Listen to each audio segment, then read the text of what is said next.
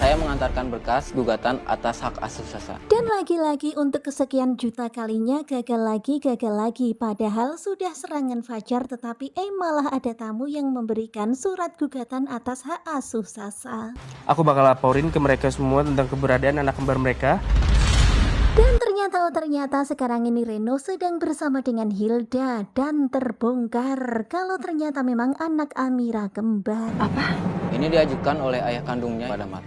Aku masih pegang rahasia besar Galang. Terlihat ya sekarang ini Amira lagi melintas di kamarnya Reno dan Reno lagi membahas perihal anak kembar Amira. Tentu saja Amira pun terkejut dan langsung masuk.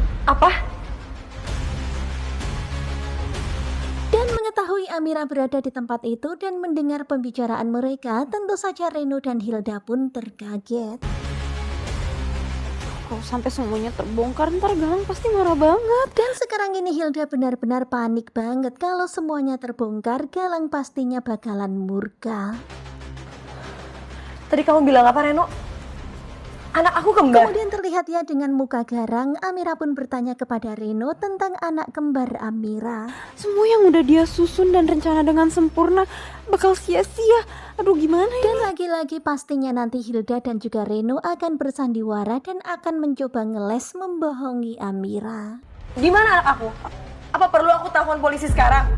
Dan sekarang ini Amira nggak main-main ya, bahkan Amira mengancam Reno dia akan melaporkan polisi kalau Reno nggak mau bicara. Satu-satunya bukti harus aku musnahkan, biar semua rahasia Amira, Aksa dan Damar terkubur bersama matinya Enda. Dan ternyata sekarang ini bukti buku harian sudah berada di tangan Dokter Lana dan juga Zaki. Tetapi Galang melihat itu dan gak akan tinggal diam.